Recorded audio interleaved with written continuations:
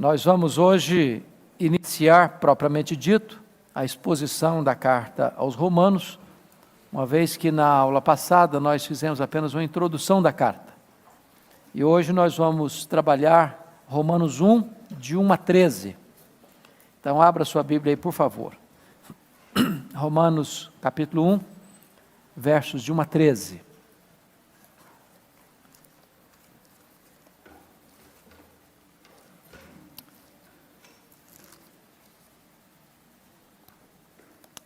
É muito importante recordar, irmãos, o fato de que Paulo escreveu esta carta quando ele estava saindo de Éfeso, a caminho de Jerusalém, e esta é considerada a carta mais robusta que Paulo escreveu, pelo menos a mais densa, no que tange à questão doutrinária. Alguém já disse, portanto, que esta carta, diferente das outras que foram enviadas para as igrejas para resolver algum problema doutrinário presente na igreja, ou algum problema de relacionamento, esta carta é mais um tratado teológico. E esta carta foi, ao longo dos anos, um instrumento nas mãos de Deus para os mais importantes movimentos da história da igreja. A conversão de Agostinho, o desencadear da reforma do século XVI, o reavivamento da Inglaterra do século XVIII. Então, nos grandes momentos da história da igreja, esta carta esteve presente com o seu conteúdo. Agora nós vamos ler os versos de 1 a 13. E eu quero que você, com a Bíblia aberta, acompanhe comigo essa leitura e depois a exposição. Está escrito assim: Paulo, servo de Jesus Cristo, chamado para ser apóstolo, separado para o Evangelho de Deus, o qual foi por Deus outrora prometido por intermédio dos seus profetas nas Sagradas Escrituras, com respeito a seu Filho, o qual, segundo a carne, veio da descendência de Davi, e foi designado Filho de Deus, com poder, segundo o Espírito de Santidade, pela ressurreição dos mortos, a saber, Jesus Cristo nosso Senhor, por intermédio de quem viemos a receber graça e apostolado, por amor do seu nome, para a obediência por fé, entre todos os gentios, de cujo número sois também vós, chamados para serdes de Jesus Cristo. A todos os amados de Deus, que estáis em Roma, chamados para serdes santos, graça a vós outros, e paz da parte de Deus, nosso Pai, e do Senhor Jesus Cristo. Primeiramente dou graças a meu Deus, mediante Jesus Cristo, no tocante a todos vós, porque em todo o mundo é proclamada a vossa fé. Porque Deus, a quem sirvo em meu espírito, no evangelho de seu Filho, é minha testemunha, de como incessantemente faço menção de vós em todas as minhas orações, suplicando que, em algum tempo, pela vontade de Deus, se me ofereça boa ocasião de visitar-vos, porque muito desejo ver-vos, a fim de repartir convosco algum dom espiritual, para que sejais confirmados. Isto é, para que em vossa companhia, reciprocamente, nos confortemos por intermédio da fé mútua, vossa e minha. Porque não quero, irmãos, que ignoreis que, muitas vezes, me propus ir ter convosco, no que tenho sido até agora impedido, para conseguir igualmente entre vós algum fruto, como também entre os outros gentios. Bom, o texto que nós lemos pode ser sintetizado em 3 palavras: o Evangelho, a Igreja e o Apóstolo. Sobre esses 3 temas é que nós vamos tratar na introdução desta carta. Vocês, ao lerem as cartas de Paulo, vão chegar à seguinte conclusão: esta é a mais longa introdução que Paulo faz numa epístola. A mais longa no que concerne ao remetente, mais longa no que concerne aos destinatários e mais longa também lá no final, nas saudações. Então esta carta tem essa peculiaridade. Paulo gasta mais tempo se apresentando, Paulo gasta mais tempo falando da igreja para quem escreve, e Paulo gasta mais tempo também, quando ele está lá no final, fazendo as suas saudações. Já falamos, portanto, que esta carta Paulo escreve para uma igreja que ele não conhecia. Paulo não tinha estado em Roma ainda, era a capital do império. Ele desejava estar lá, orava a Deus para estar lá, fora impedido várias vezes de estar lá. E quando escreve essa carta, ele escreve exatamente para manifestar o desejo de estar em Roma, dividir com aqueles irmãos alguns dons espirituais e ser por esta igreja enviado à Espanha. E eu louvo a Deus, irmãos, pela providência. A providência de Deus é maravilhosa. Porque pense comigo, se Paulo, desde o primeiro momento que desejou ir a Roma, tivesse ido a Roma. Não faz sentido eu visitar o Milton e na casa dele escrever uma carta para ele, se eu estou presente com ele. Mas se eu não posso ir na casa dele e visitá-lo, e eu tenho assunto para tratar com ele, o melhor caminho é escrever uma carta. Hoje tem outros recursos, mas naquela época era carta. Então, porque Paulo foi impedido de ir a Roma, o que é que ele faz? Ele escreve uma carta para a igreja de Roma. E é por isso que nós temos esse precioso legado doutrinário e teológico na Bíblia. Porque Paulo foi impedido de ir. Então ele escreveu. E isso é maravilhoso ver a providência de Deus. Então vamos começar olhando o texto. As marcas do verdadeiro evangelho. Paulo não escreve essa carta para corrigir nenhum problema específico. Paulo escreve essa carta para apresentar nela o evangelho. E aqui eu quero chamar a sua atenção para esta defesa que Paulo faz do evangelho nesse texto introdutório. Primeiro, vamos ver aqui 6 verdades que devem ser destacadas. Em primeiro lugar, o arauto do evangelho. Versículo 1, com a Bíblia aberta aí comigo, vejamos. Paulo, servo de Jesus Cristo, chamado para ser apóstolo, separado para o evangelho de Deus. Primeira coisa que ele faz é apresentar o arauto do evangelho. E aí ele destaca algumas coisas. Primeiro, a informação que ele diz é servo de Jesus Cristo. O que era um servo?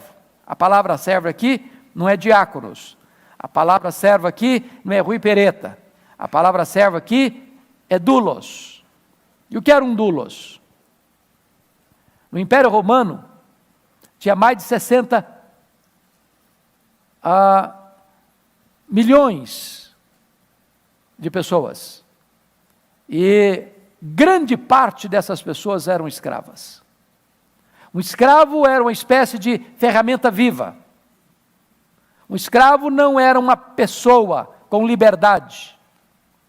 Ele era alguém comprado por uma pessoa, ele era propriedade dessa pessoa, estava integralmente a serviço dessa pessoa. Então, a primeira coisa que Paulo trabalha para nós é que ele era um servo de Jesus Cristo.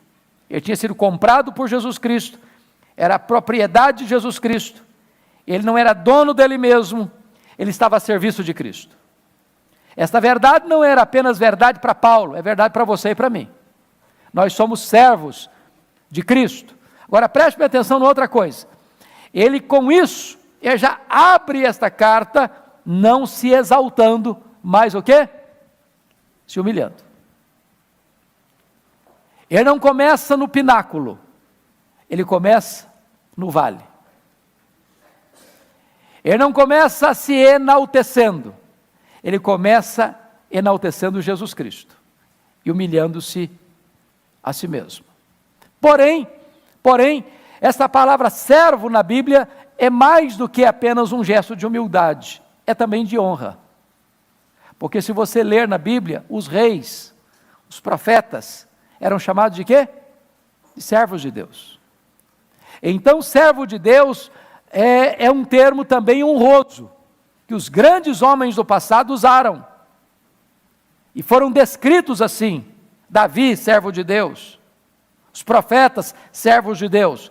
Então não é um termo de desonra, é um termo de honra, ao mesmo tempo revestido de humildade.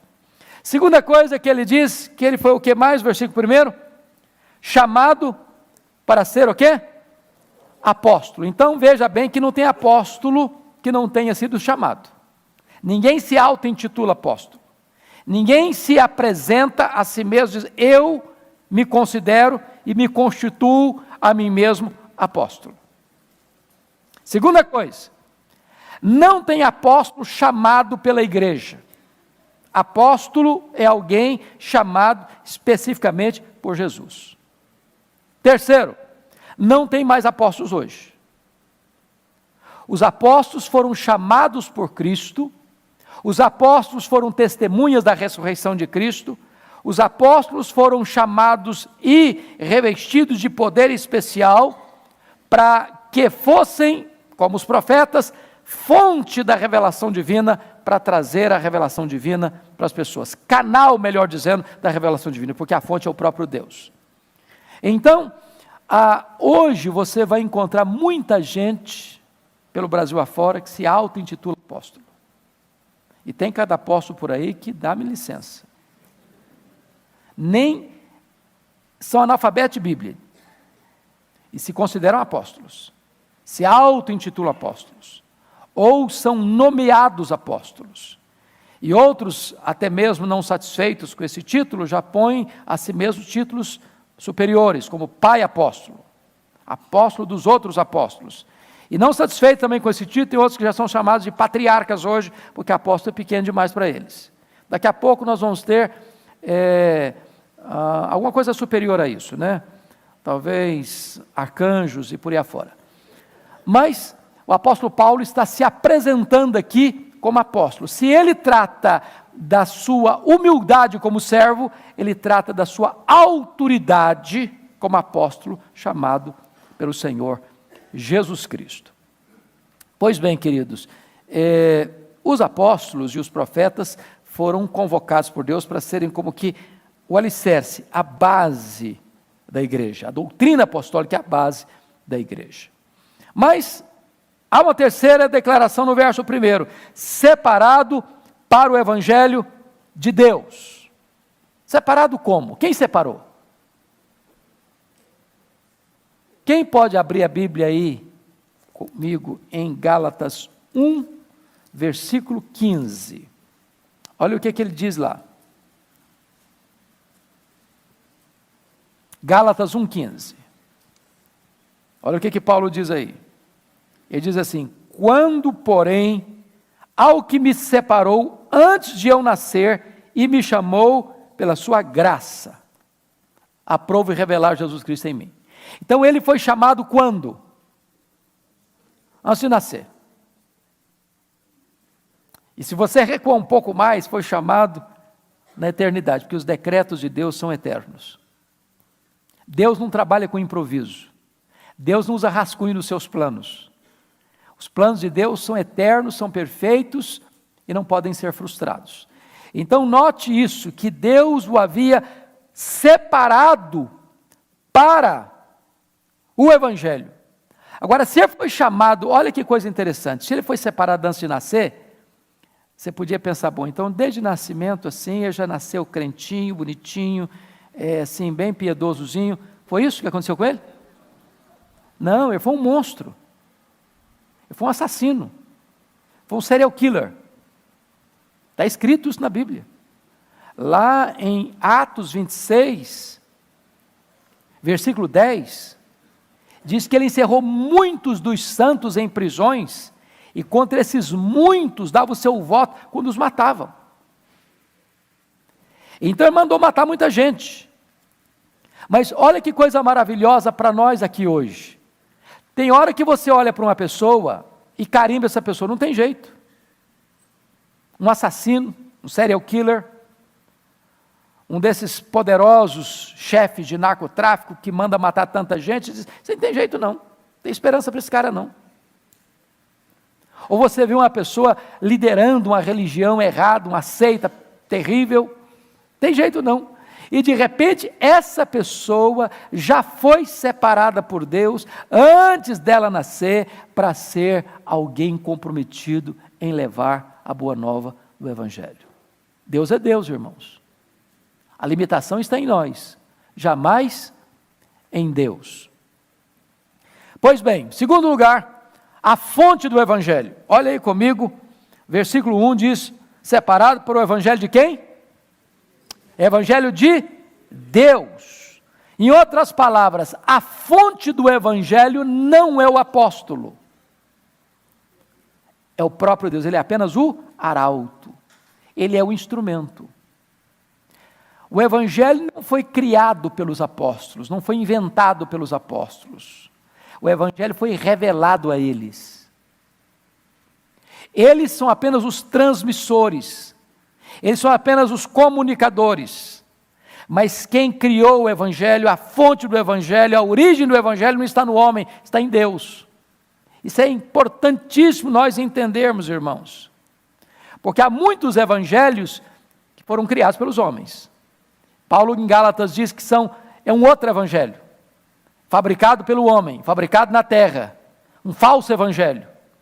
Mas o verdadeiro evangelho não nasceu no coração do homem, nem mesmo dos apóstolos, nasceu no coração de Deus, foi revelado por Deus aos seus apóstolos. Isso é muito importante entender. Terceiro lugar, a antiguidade do evangelho, olha o verso 2 comigo. O qual foi por Deus outrora prometido por intermédio dos seus profetas nas sagradas Escrituras. O que é que Paulo está ensinando aqui? Que os apóstolos não inovaram nada. Que os apóstolos não começaram nada. Que o evangelho que os apóstolos pregaram e Paulo está pregando, é o evangelho que foi o quê? Prometido por intermédio dos profetas. O que é que Paulo está ensinando aqui? Exatamente uma plena harmonia entre o Velho e o Novo Testamento. Entre a antiga e a nova dispensação. Os apóstolos estão apenas anunciando aquilo que os profetas exatamente prometeram. Isso é maravilhoso. Este evangelho não foi criado agora lá no Novo Testamento. Ele já foi prometido no Velho Testamento. E aí vem uma famosa frase de Agostinho de Hipona, quando ele diz o seguinte: o Velho Testamento, o Novo Testamento está latente no Velho Testamento, e o Velho Testamento está patente no Novo Testamento. A palavra latente e patente todos vocês conhecem, não é verdade? Latente é aquilo que está presente, mas não eloquentemente visto, declarado, perceptível. E patente é aquilo que está às claras, visivelmente às claras. Então o Novo Testamento estava latente lá, foi prometido lá, mas o Velho está patente aqui, foi cumprido aqui. Então lá eram as sombras, aqui é a realidade. Este evangelho que nós anunciamos, ele é antigo, não há uma ruptura com o passado, mas uma consumação do passado. Vocês se lembram de 1 Coríntios 15, 3? Paulo diz que Jesus Cristo morreu segundo as Escrituras, foi sepultado e ressuscitou segundo as Escrituras. O que significa isso? Significa que a morte dele não foi uma surpresa, nem não foi um acidente, e nem a ressurreição dele foi uma surpresa. Então, o Evangelho é uno, ele é antigo, ao mesmo tempo sempre novo. É importante entender também o que Calvino chegou a dizer, o seguinte, que o Evangelho não tem sido dado pelos profetas, mas prometido pelos profetas. Não podemos confundir promessa com Evangelho. Lá a promessa, aqui o Evangelho, tá certo? Notem vocês então, que Paulo não está aqui pegando o judaísmo e dizendo o seguinte: não, eu estou inovando. Não, o judaísmo foi apenas uma preparação e o cristianismo a consumação. Não houve um rompimento. Houve o quê? Uma consumação. Uma coisa é a promessa, outra coisa é a realidade. É isso que Paulo está nos ensinando aqui. Quarto lugar. A essência do Evangelho. A essência do Evangelho. Olha comigo os versos 3 e 4. Com respeito a seu filho, o qual, segundo a carne, veio da descendência de Davi, e foi designado Filho de Deus com poder, segundo o Espírito de Santidade, pela ressurreição dos mortos, a saber, Jesus Cristo, nosso Senhor. Então veja bem que o Evangelho se resume numa palavra. Que palavra é essa?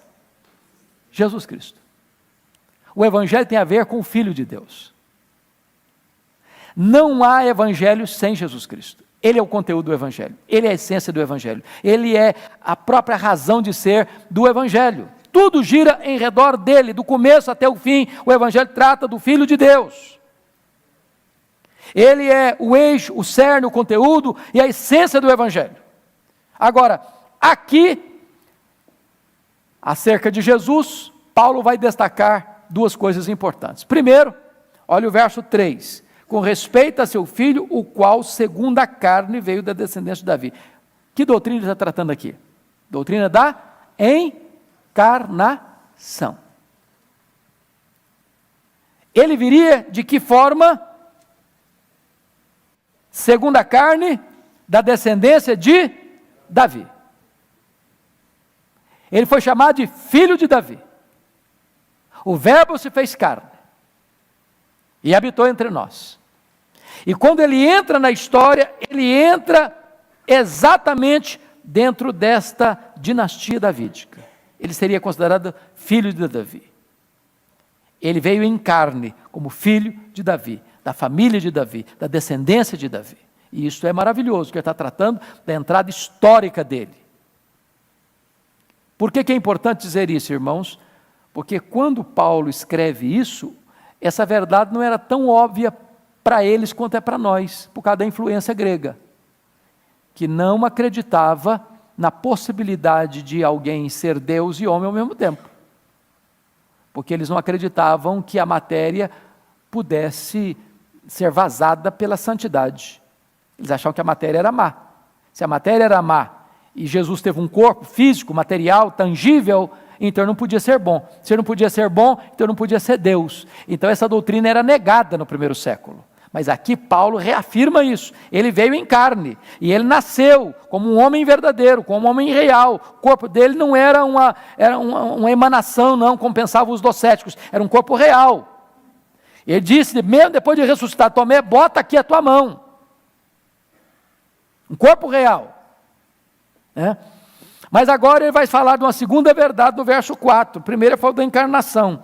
Mas olha o verso 4 comigo. E foi designado Filho de Deus com poder, segundo o Espírito de Santidade, pela quê? Ressurreição dos mortos. Essa era a segunda doutrina negada pelos gnósticos. Porque o que é que os gregos pensavam? Eles acreditavam na imortalidade da alma, mas eles não acreditavam na ressurreição do corpo. Por que eles não acreditavam na ressurreição do corpo? Porque para eles a morte libertava a alma, que é imaterial, do corpo que é material. O corpo é mau, a alma é boa. Então, para a cabeça de um grego, pensar que alguém ressuscitaria e a alma voltaria para um corpo físico, era uma loucura. Porque para eles a matéria é má e o corpo então é mau. Portanto, não faria sentido pensar em ressurreição. Eles negavam a ressurreição. E aqui Paulo reafirma essa doutrina. Ele se encarnou e ele fez o quê? Ressuscitou.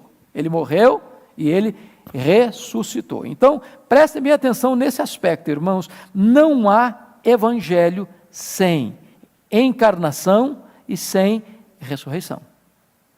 É por isso que João, nas suas duas epístolas, diz que aquele que nega que Jesus Cristo veio em carne é o anticristo. É o anticristo. Porque o verdadeiro Cristo veio em carne. O verbo se fez carne. E aqueles que negam a ressurreição também não têm evangelho, porque não tem esperança. É o argumento de Paulo em 1 Coríntios capítulo 15. Se Cristo não ressuscitou, é vã a nossa pregação, é vã a vossa fé, somos tidos por falsos testemunhos de Deus, ainda permaneceis nos vossos pecados, os que dormiram em Cristo pereceram. Se Cristo não ressuscitou, então nós somos os mais infelizes de todos os homens. Então comamos e bebamos, porque amanhã morreremos. Mas a ressurreição de Cristo é o pilar da nossa fé, e o túmulo vazio de Cristo é o berço da igreja. Quinta verdade que Paulo fala sobre o Evangelho aqui, a abrangência do Evangelho. Olha comigo aí no versículo 5. Por intermédio de quem viemos receber graça e apostolado por amor do seu nome, para a obediência por fé, entre quem? Entre todos os gentios. Então preste atenção que o Evangelho aqui rompe a barreira do judaísmo, extrapola não para os gentios, mas para quem? Para todos os gentios.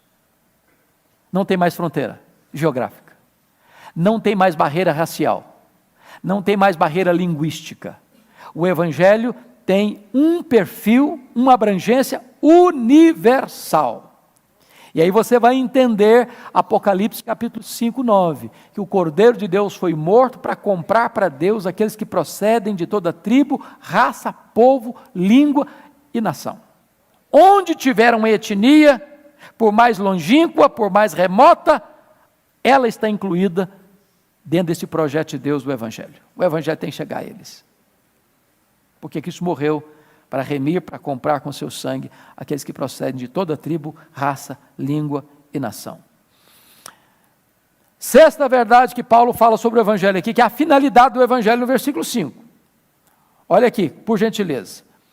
Por intermédio de quem viemos a receber graça e apostolado por amor do seu nome, para a obediência por fé entre todos os gentios. Olha que ele fala de salvação, e ele fala de graça, por intermédio de quem viemos a receber graça. A salvação vem de que maneira? Pela graça. Mas como é que você é salvo? É salvo pela graça e tudo bem? Ah, estou salvo pela graça. Essa graça é barata? Essa graça é um salvo-conduto para pecar? Essa graça, ela me salva de qualquer jeito? Um salvo pela graça pode viver uma vida descuidada? No verso 5 diz o seguinte: por amor do seu nome, para o quê? A obediência por fé. Como é que você pode saber que você está salvo pela graça? É se você obedece. Se a sua vida está errada, você ainda não foi salvo pela graça. Se você não obedece o Evangelho, então você não foi salvo pelo Evangelho. Essa é a questão. É de graça, mas quando você é salvo pela graça, você tem o compromisso de obedecer. Pois bem, queridos, vamos ver agora, depois disso, as marcas da verdadeira igreja. Falamos do Evangelho, agora vamos falar da igreja. E aí Paulo começa a descrever a igreja. E veja comigo, por favor, o que ele vai nos ensinar no versículo de número 7. Em primeiro lugar, a igreja é o povo amado de Deus. Olha aí, a todos os amados de Deus que estáis em Roma. Você tem alguma dúvida de que você é amado de Deus? Algum dia você já ficou assim, pensando, será que eu sou mesmo? Quando as lutas chegam, as provas vêm, a tempestade desaba, você ainda mantém esse conceito, eu sou amado de Deus? Você subestima essa verdade? Sou amado de Deus? Os puritanos costumavam dizer assim, você acha pouco o fato de você ser amado por Deus? É muito bom ser amado, não é não?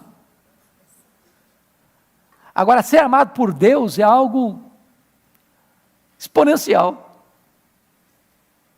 Porque você tem valor exatamente pela pessoa que ama você. Quem é que ama você? Se você é amado pela pessoa mais importante do universo, então você é muito importante. Eu costumo olhar, eu gosto às vezes de visitar museus. Não é que isso é tão chique não, é um negócio meio chato, mas é bom. Chato, mas é bom. Você já viu algumas vezes, algumas peças no museu, que se você tirá-la de lá e desconectá-la de quem foi seu proprietário, não tem valor nenhum. Nada, vale nada. Nada. Você joga no canto como sucata. Ou joga na lata do lixo. Mas quando você vincula aquele objeto que em si não tem valor a alguém muito importante na história, aquele objeto se reveste de um grande valor. De vez em quando você vê coisas assim esquisitas. A pessoa pagar num quadro 30 milhões de dólares. Hoje 30 milhões de dólares é muito dinheiro. Mas por que vale 30 milhões de dólares? Porque quem pintou aquele quadro era o fulano de tal. Quem era o proprietário daquele quadro era o fulano de tal. Então passa a ter valor. Por que você tem valor? Não é porque intrinsecamente você é o tal, não. Você, às vezes, é uma peça de museu, que se tirar desse contexto, você não está com nada. Mas porque você é amado por Deus, você é propriedade de Deus, você é a menina dos olhos de Deus, você tem um valor infinito. Infinito. Louvado seja Deus. Isso, irmãos, cura nosso problema de autoestima. Isso cura complexo de inferioridade. Isso dá significado à vida. A igreja é conhecido como o povo amado por Deus. Nunca duvide disso. Nunca esqueça disso. Segunda coisa que Paulo diz, a igreja é mais o quê? Versículo 6. Confira comigo aí o que é a igreja.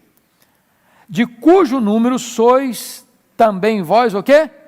Chamados para ser de Jesus Cristo. Então, a igreja é o povo amado de Deus e a igreja é o povo chamado para ser de Jesus Cristo. Toda pessoa que faz parte da igreja foi chamado.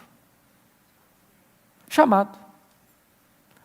Jesus Cristo disse assim: eu conheço as minhas ovelhas. Elas ouvem a minha voz e me seguem. Eu lhes dou a vida eterna. Jamais perecerão, e ninguém as arrebatará das minhas mãos. Então, se você é igreja, se você é membro do corpo de Cristo, se você é membro da família de Deus, é filho de Deus, pode ter certeza disso, você um dia ouviu a voz de Deus. Você foi chamado. Você sabe que há dois chamados, não sabe? Tem um chamado externo, tem um chamado interno. Tem um chamado dirigido aos ouvidos, tem um chamado dirigido ao coração. O chamado de Deus é eficaz. A gente chama isso de graça eficaz, vocação eficaz. Ele chama irresistivelmente. Isso não significa que toda pessoa que foi escolhida por Deus vai atender esse chamado na primeira vez que ouviu. Você conhece gente que resistiu ao evangelho anos e de repente o coração foi quebrado? Quando diz que esse chamado é irresistível, significa que ele é irresistível no sentido final. Algumas pessoas são convertidas na infância, outras na adolescência, outras na juventude, outras na fase adulta, outras na velhice, outras no leito da enfermidade, outras no apagar das luzes. Agora, Deus chama de mais variadas maneiras. Você está escutando um hino? Deus chama. Você está ouvindo um sermão? Deus chama. Você está lendo um texto da Bíblia? Deus chama. Você está conversando com um colega? Deus chama. Você está lá no campo de futebol? Deus chama. Está lá no leite de hospital? Deus chama. Está lá numa boate? Deus chama. E a voz de Deus é o quê? Irresistível. Eu não sei se acho que eu já contei para vocês, não sei se foi num culto de conexão com Deus ou aqui para os membros da igreja, no sentido maior da igreja, uma experiência que eu tive em Vitória. Eu estava numa segunda-feira no meu gabinete pastoral e entrou um senhor dos seus 30 e poucos anos. E ele disse assim: eu posso falar com o senhor? Eu disse: pode, claro. Eu perguntei: como é que você se chama? Ele me disse assim: eu me chamo Ricardo. E ele me disse: eu ontem, domingo, estive aqui na igreja. Eu falei: que coisa boa.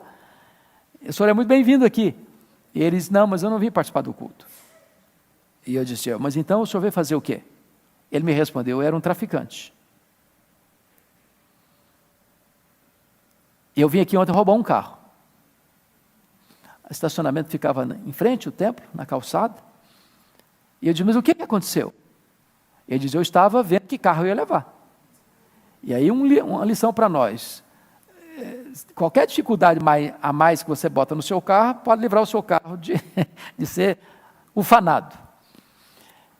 E ele diz: enquanto eu estava ali olhando que carro eu ia levar, eu ouvi uma música que brotou do templo. E eu fui atraído irresistivelmente por essa música. E do jeito que eu estava, eu entrei, meu 38 na cintura.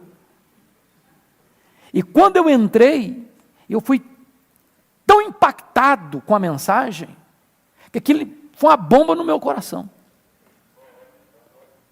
Eu reconheci meu pecado. Eu me humilhei diante de Deus, pedi perdão para Ele. Tive um encontro com Ele. Saí chorando daqui ontem. Quando eu cheguei em casa, a minha mulher me perguntou: aconteceu alguma coisa com você, Ricardo? Alguém te machucou? Alguém te feriu?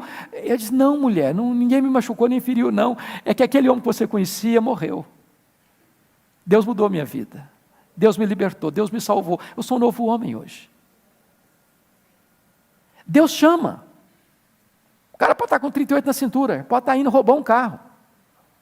Ele pode ser igual o Saulo de Tarso, respirando ameaças e morte como uma fera selvagem para prender os crentes. E Deus chama. Então, se você é igreja, você foi chamado. Louvado seja Deus. Você é amado, e a despeito de ser amado, você é chamado. Não é o que Paulo diz lá em Romanos ainda? É o seguinte: aos que Deus predestinou, a esse Deus também chamou. Então, terceiro lugar, o que é a igreja? A igreja é o povo chamado, mas chamado para alguma coisa a mais. Chamado para alguma coisa a mais. Confira aí comigo, versículo 7. A todos os amados de Deus que estáis em Roma, chamados a quê?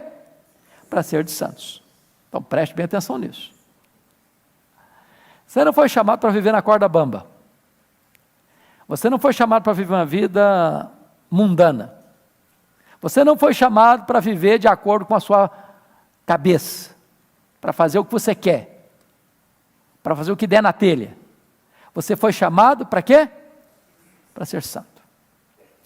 Esse é um dos grandes dificuldades que algumas pessoas têm com a doutrina da eleição. Porque as pessoas hoje se gabam, algumas pessoas se gabam de ser eleitas e acham que estão seguras. Acham que estão protegidas. Eu sou um eleito de Deus. Ok, glória a Deus, você é um eleito de Deus. Qual a evidência? Qual a prova? Como é que você sabe que você é um eleito de Deus? Qual a evidência que você dá para ser um eleito de Deus?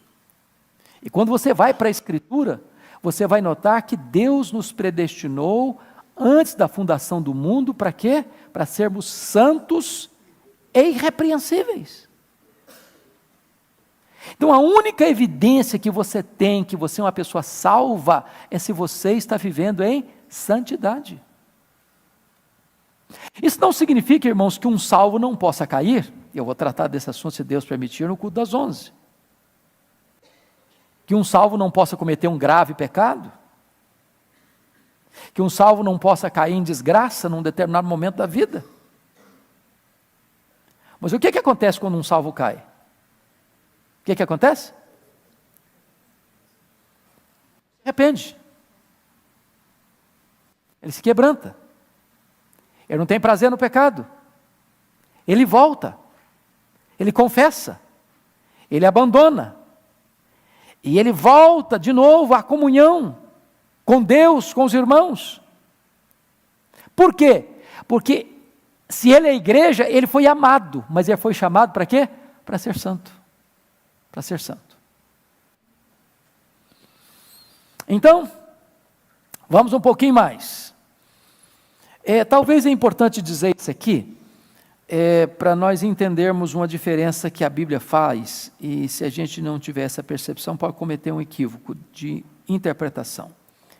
Você é santo e você está sendo santificado.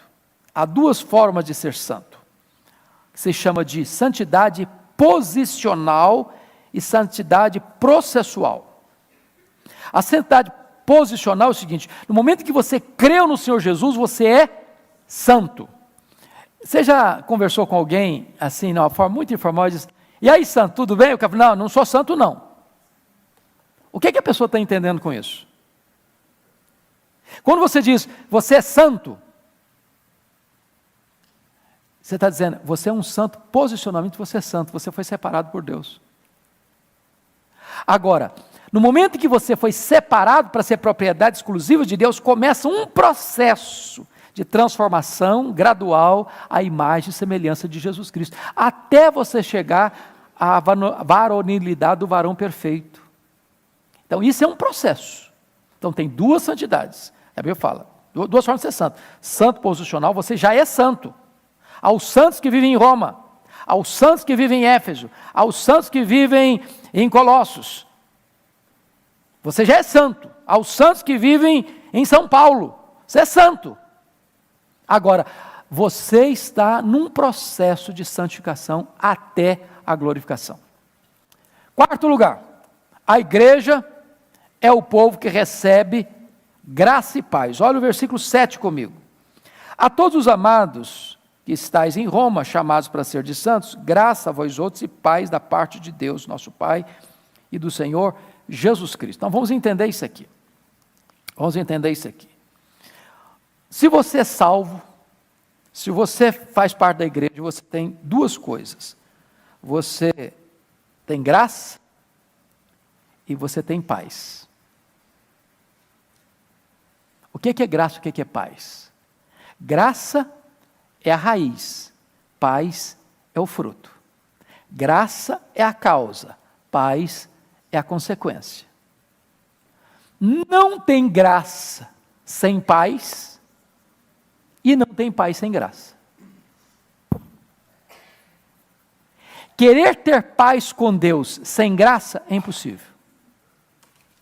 Não, eu vou ter paz com Deus porque agora eu vou fazer boas obras, eu vou fazer caridade, eu vou me sacrificar, eu vou me flagelar, eu vou para um mosteiro, eu vou jejuar toda semana. Não, você não vai ter paz.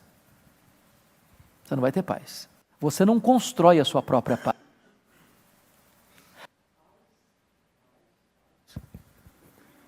Som. Paz é resultado da graça.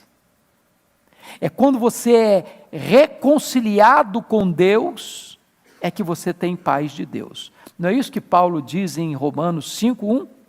Justificados, pois, mediante a fé, temos paz com Deus, por intermédio de nosso Senhor Jesus Cristo, pelo qual temos acesso a esta graça, na qual estamos firmes, e gloriamo-nos na esperança da glória de Deus.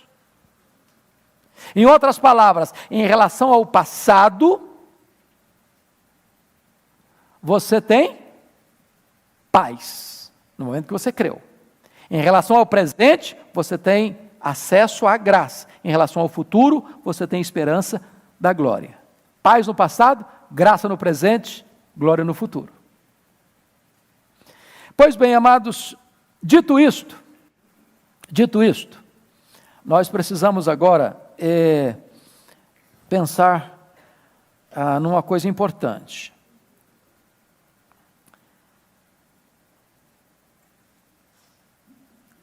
Pensa comigo no que é graça. Imagine que um réu comparecesse perante um juiz. Mas imagine que o juiz fosse alguém que tivesse competência, como os reis e os soberanos do passado, que tinham poder de quê? De perdoar o criminoso. Lembram disso? Fulano de tal estava, por exemplo, condenado à pena de morte. Aí o soberano daquele país tinha decisão particular, pessoal, e ele tinha poder para isso, de inocentar, ou melhor, de isentar a pessoa daquela culpa, livrá-lo. Já seria uma coisa maravilhosa, não? Você é culpado? O homem é culpado? É culpado. Todos pecaram. O salário do pecado é a morte. Deus não inocentará o culpado.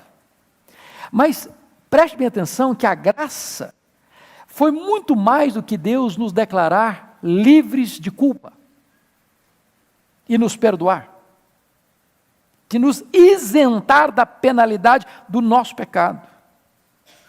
É como se nesse tribunal o juiz dissesse o seguinte: você não tem mais culpa, eu estou justificando você. Eu vou fazer mais, eu vou adotar você, vai carregar o meu nome. você vai ser meu herdeiro. Tudo que eu tenho vai pertencer a você. Exatamente tudo isso está envolvido e incluído nesse termo graça. Deus não só retirou a condenação, escrito de dívida foi cancelado, anulado, você está quites com a lei, você está quites com a justiça, mas Ele vai além disso e diz o seguinte: agora você é meu filho. Você sai do tribunal não condenado, mas justificado, e mais do que isso, você sai do tribunal como filho do juiz, sendo herdeiro do juiz, e esse juiz é nada menos que o próprio Deus. Isso é graça, isso é evangelho, isso é a bênção da salvação e da redenção. Pois bem, amados, quinto lugar, o que é a igreja?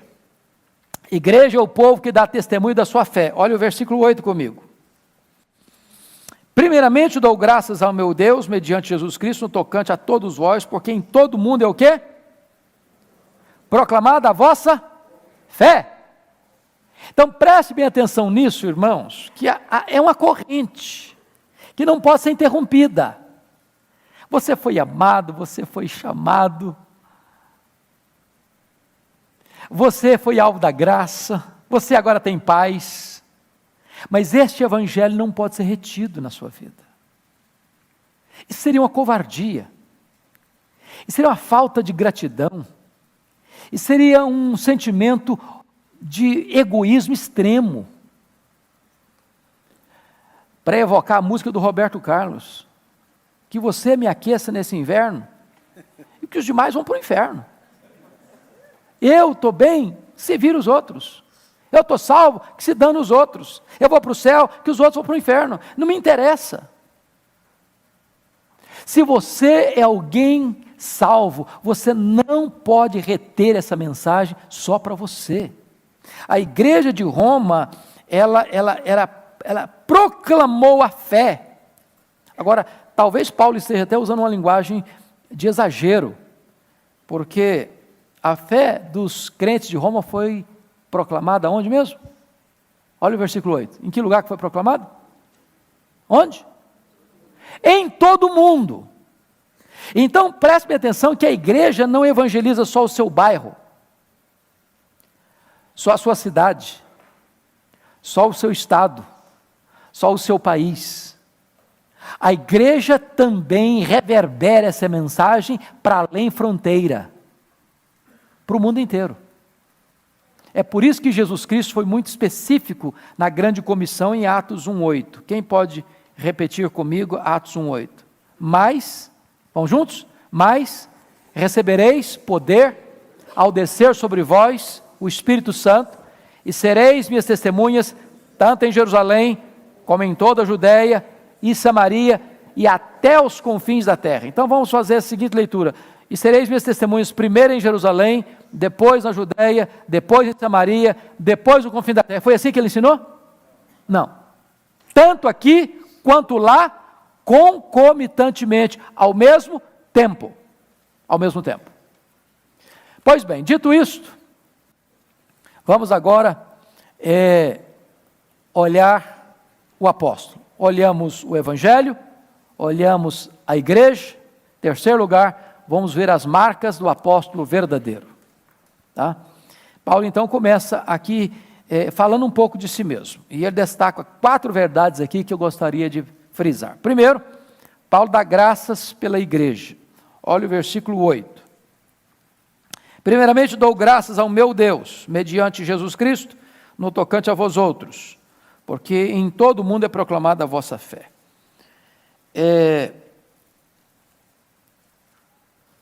Paulo não ataca a igreja, ele não critica a igreja, ele dá graças a Deus pela igreja. A pergunta que eu faço é o seguinte: nós temos dado graças a Deus pela igreja?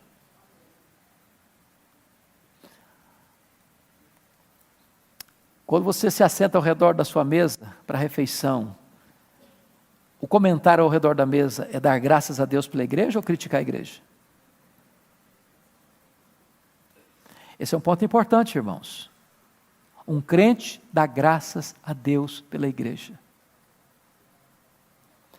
A igreja militante tem problema? Tem.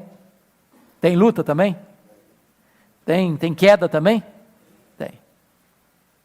Ele não está dando graças aqui pela igreja triunfante. Está dando graças pela igreja militante. A igreja aqui tem problema, sabe por quê? Porque eu faço parte dela. Porque você faz parte dela. Então qual é o problema da igreja? Somos nós. Qual é a fraqueza da igreja? Somos nós. Apesar de sermos quem somos, igreja militante, qual é a nossa postura? Dar graças a Deus por ela. Então eu gostaria de sugerir a você, pare de criticar a igreja, pare de falar mal da igreja, pare de falar mal dos líderes da sua igreja, pare de falar mal das famílias da sua igreja, comece a dar graças, comece a dar graças. Essa foi a postura de Paulo. Agora preste atenção nisso, quantas vezes Paulo tinha estado em Roma antes de escrever essa carta? Quantas vezes? Quantas? Nenhuma. Você já deu graças por uma igreja que você nunca visitou? Preste atenção que às vezes nós somos muito egoístas nas nossas relações e muito limitados nos nossos sentimentos. Se você perceber, é necessário você amar e dar graças até por aqueles que você nunca viu. Então essa é a característica de um homem de Deus.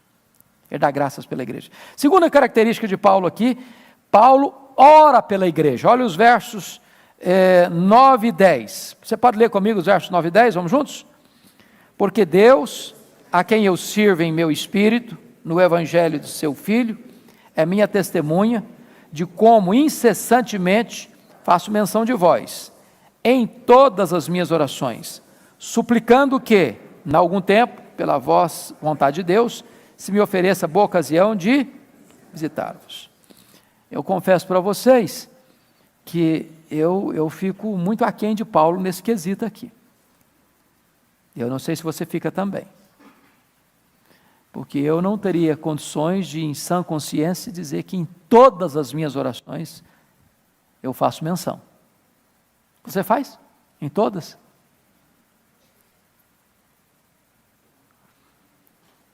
A nossa vida de oração é pobre. A nossa vida de oração é limitada, quando passado por esse crivo de testemunho de Paulo aqui. Porque ele diz com clareza que ele está fazendo o quê?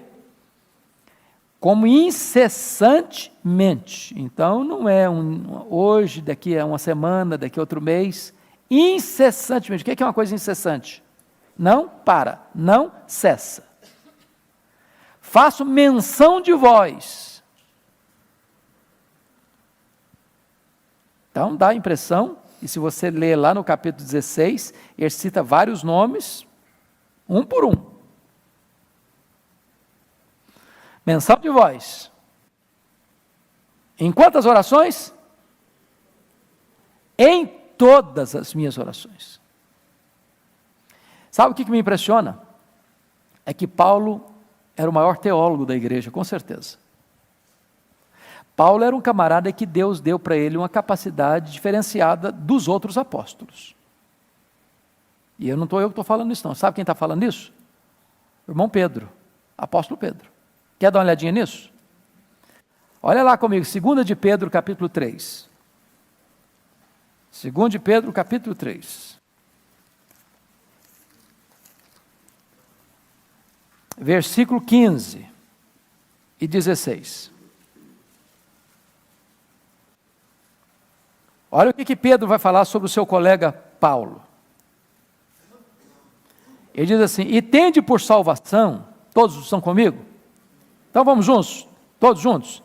E tende por salvação a longanimidade de nosso Senhor, como igualmente o nosso amado irmão Paulo os escreveu, segundo a sabedoria que lhe foi dada. Ao falar acerca desses assuntos, como de fato costuma fazer em todas as suas epístolas, nas quais há certas coisas difíceis de entender, que os ignorantes e instáveis deturpam, como também deturpam as demais escrituras, para a própria destruição deles. Então, se você tiver, ao ler Paulo, você fala, gente, mas está difícil de entender isso aqui, não fica assim com complexo de inferioridade, não, porque Pedro pensava a mesma coisa. Paulo foi um negócio assim diferenciado. Deus deu para ele uma sabedoria diferenciada. Mas o ponto que eu estou chamando a atenção é o seguinte: o maior teólogo era um homem profundamente comprometido com o quê? Oração. Hoje tem muita gente que tem a cabeça tão grande que acha que não precisa orar mais. Quanto mais se conhece, menos se ora. É triste isso. É triste. Que as pessoas mais iluminadas, em torno do ponto de vista de conhecimento, são as pessoas que menos oram. Paulo é alguém que ora incessantemente. Pois bem, amados, terceiro lugar, versículo 13, Paulo é alguém que anseia ver a igreja. Olha o verso 11 comigo. Porque muito desejo ver-vos, a fim de repartir convosco algum dom espiritual, para que sejais confirmados. Agora o versículo 13, leia comigo por favor. Porque não quero, irmãos, que ignoreis, que muitas vezes me propus ir ter convosco, no que tenho sido até agora impedido, para conseguir igualmente entre vós algum fruto, como também entre os outros gentios. Bom, trocando em miúdos isso aqui, é uma frase muito conhecida nossa. Pastor tem que ter o quê? Cheiro de ovelha. Pastor gosta de ficar perto do povo. Gosta de estar perto da igreja. Paulo não era um superstar, um popstar, que gostava do glamour do ministério, que gostava de pregar para grandes multidões, mas não queria que ninguém encostasse nele.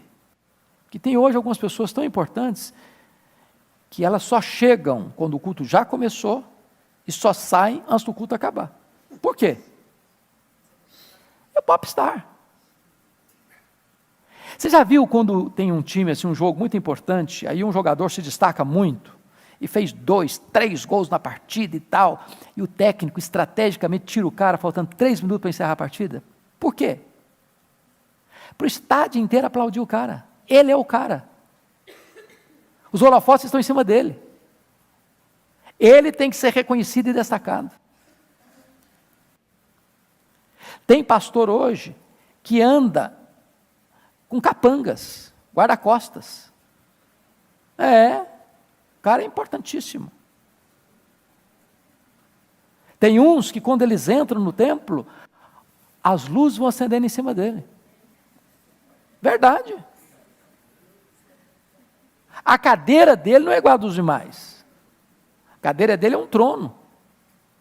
E ai de quem se assentar naquela cadeira. Paulo é um apóstolo, e o maior apóstolo, e o maior teólogo.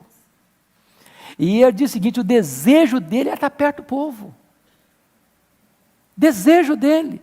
Um dia um desses cidadãos aí me disse o seguinte: eu gosto do povo, mas não gosto de gente me encostando, me abraçando. Cheguei em casa todo amarrotado. Paulo não era assim. Paulo tinha cheiro de gente. Pastor tem cheiro de ovelha. Mas, quarto lugar, irmãos, Paulo deseja ter uma relação de reciprocidade com a igreja. Olha comigo os versos 11 e 13 de novo. Olha aí. Porque muito desejo ver-vos, a fim de repartir convosco algum dom espiritual, para que sejais confirmados. Agora o 13. Porque não quero, irmãos, que ignoreis que muitas vezes me propus ir ter convosco, do que tenho sido até agora impedido, para conseguir igualmente entre vós algum fruto, como também entre outros gentios. Eu acho isso maravilhoso, porque no verso 12, ele diz assim: isto é, para que em vossa companhia, reciprocamente nos confortemos por intermédio da fé mútua, vossa e minha. O que vocês estão percebendo aqui? Ele é o apóstolo Paulo. Aquele irmão que Pedro disse, olha, Deus deu para ele uma sabedoria especial. E ele está chegando assim, olha, eu vou lá, porque eu tenho muita coisa para dar para vocês. Você não tem nada para contribuir comigo. Eu já sou apóstolo Paulo, está entendendo? Eu sou o cara. Não, ele está dizendo o seguinte, eu vou, e vocês vão me confortar, e eu vou confortar vocês. Eu vou receber de vocês também. Meus irmãos, você nunca é tão grande como quando você é o quê? Humilde. Humilde. A pessoa que acha que não tem nada mais para aprender, ele não sabe ainda o que é, não sabe o que é saber. Até uma criança pode ensinar a gente.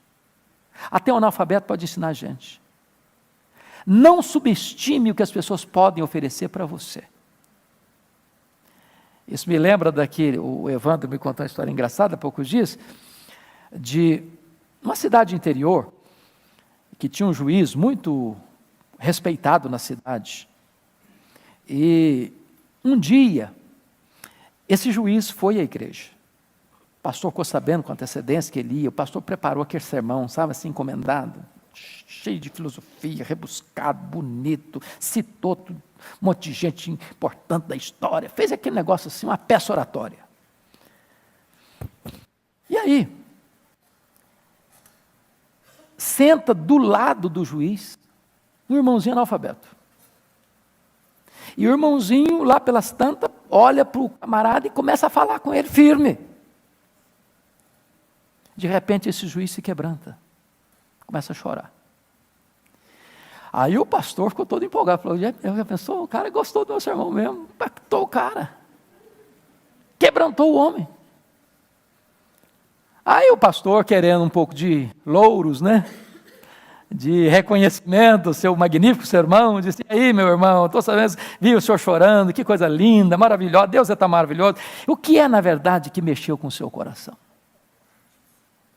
Aí o juiz disse, pastor, nada do que o senhor falou, nada, nada, o senhor falou, não falou nada comigo. Mas aquele irmãozinho lá, o senhor viu, não leva em conta não, tadinho, ele é analfabeto, esquece. Pois é, foi aquele irmãozinho que botou o dedo no meu nariz e disse, se o senhor não se arrepender, o senhor vai para o inferno. Porque troço mexeu comigo. Entendeu? Deus, meu filho, Deus ensina. Ele pode pegar um analfabeto e mexer com o cara mais intelectual.